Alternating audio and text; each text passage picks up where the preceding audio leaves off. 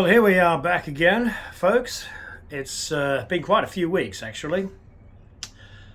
For various reasons, I've been doing a little bit of work off camera, which I haven't videoed, and but also other commitments have sort of prevented me from coming down.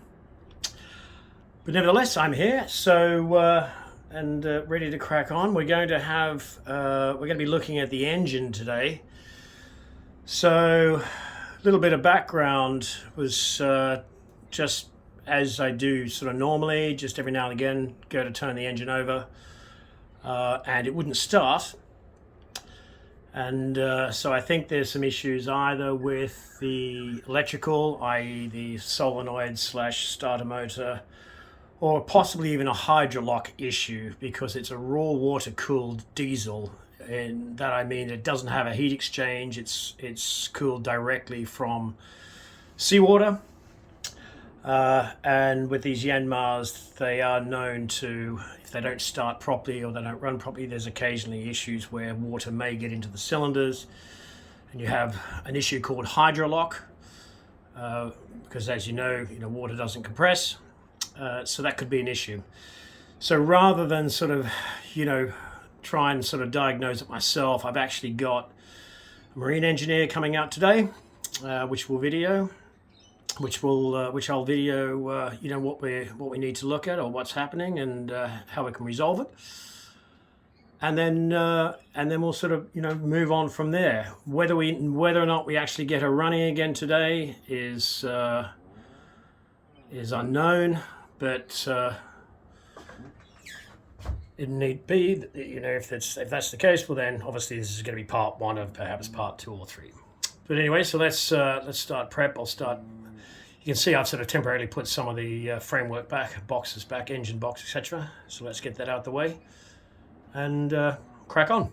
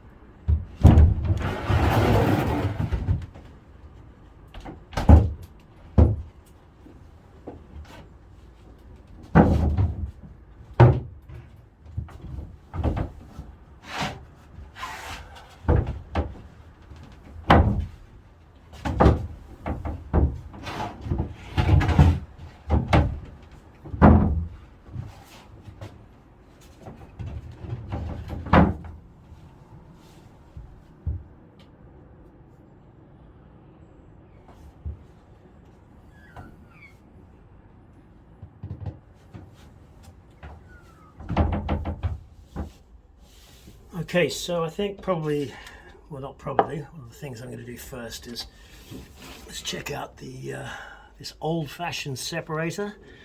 There is a ton of stuff down in there, so I think I'm going to have to take this off and give it a clean. The fuel system itself, I mean, I haven't really touched it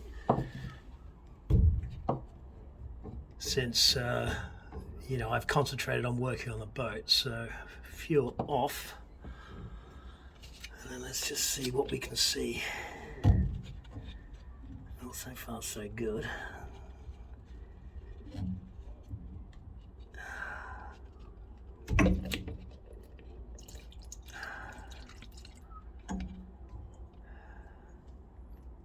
Well, it's definitely diesel.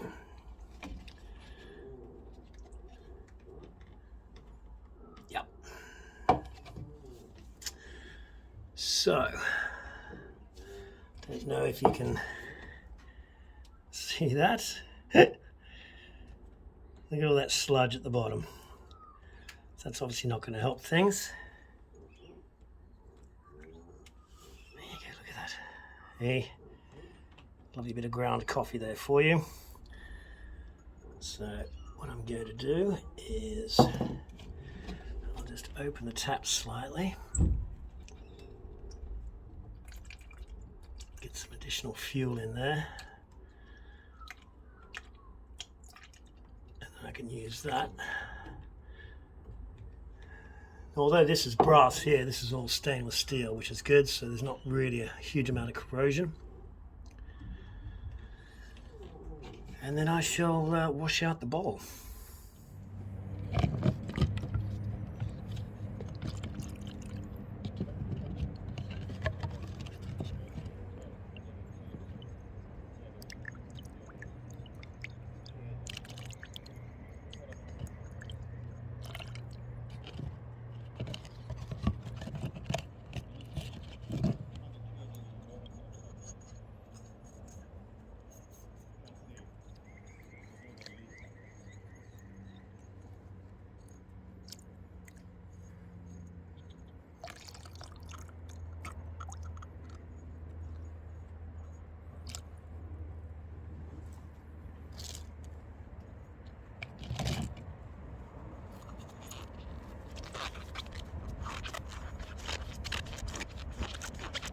Hey guys, how we doing?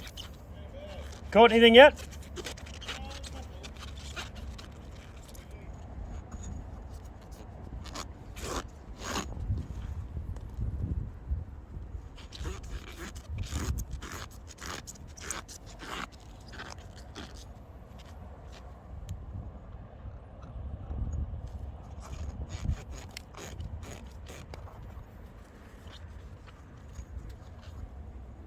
Okay, looks a lot better. Could still do with a bit more, but all of the loose stuff's out. Let's put it back in and get some fuel in there.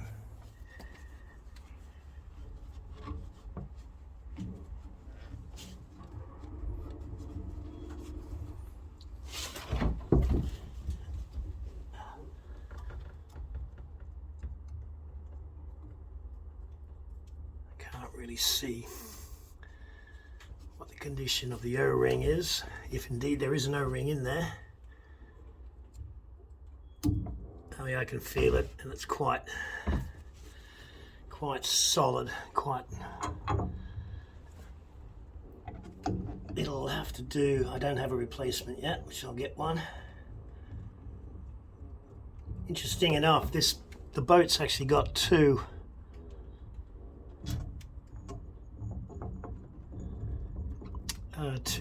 fuel water separators. One's this one, obviously.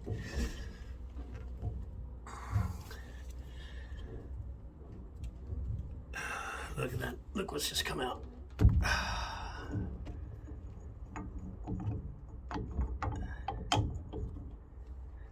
can't. This just fell out.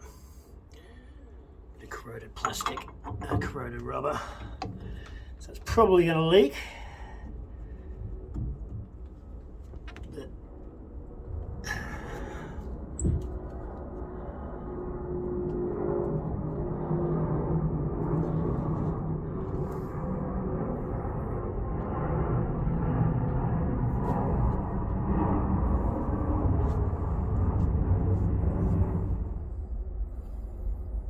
But it looks better. I'll stick a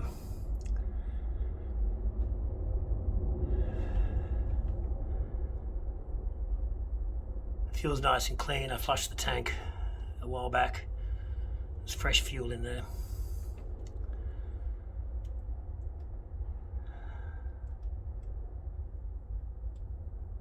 Okay. No leaks yet, but yeah, speak of the devil. There we go.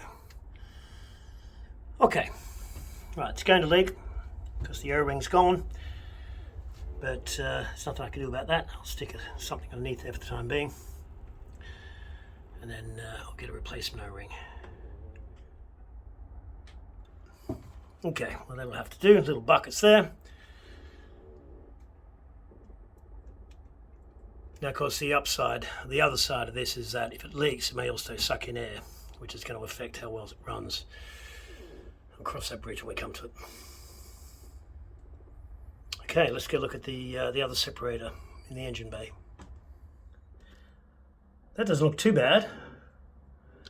You can see there's a little bit of water at the bottom, so I'll drain that out, but I won't be taking the bowl off to clean it. I'll be replacing the whole unit, obviously, but for today's purposes, just get the water out of there at least. I mean, it's a small amount. You almost don't need to take it out when it's that low, but might as well. So do that next. A bit counterintuitive.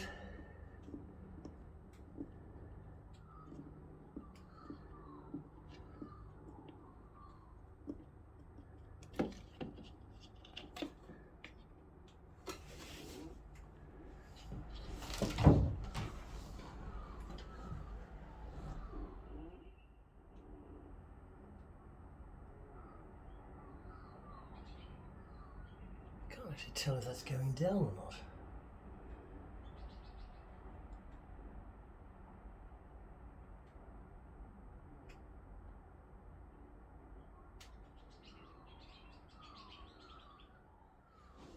Okay. Need to reevaluate this. Stand by.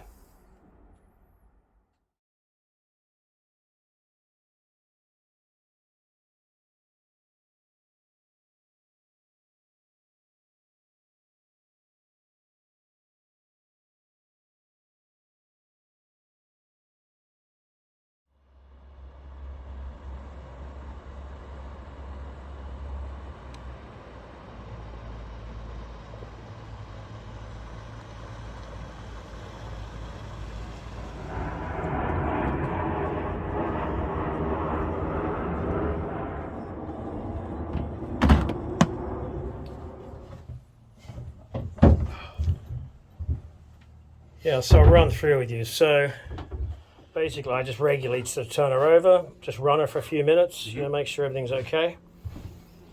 Went to start her the other day and just turned over and over and over. My theory is, I could be wrong, is it's electrical, because I definitely smelt some burning electrical, and then just there's no activity in the solenoid, there's no activity in the starter motor. It just won't turn at all.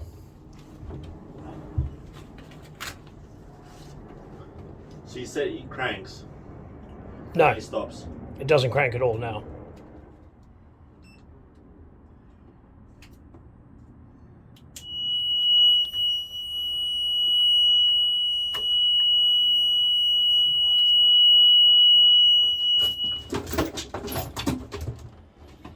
You're kidding me.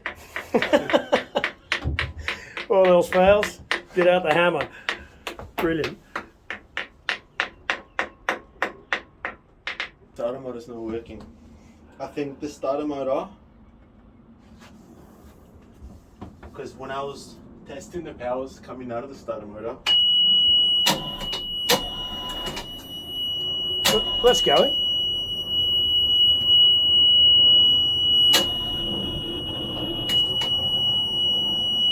Okay, so what's the deal? the starter motor, it's got a little bit of a, I think it's got a view plate there at the bottom, and when you turn it over, Oh wow, yeah. What is that, sparking, is it? yeah, it's sparking out of the casing.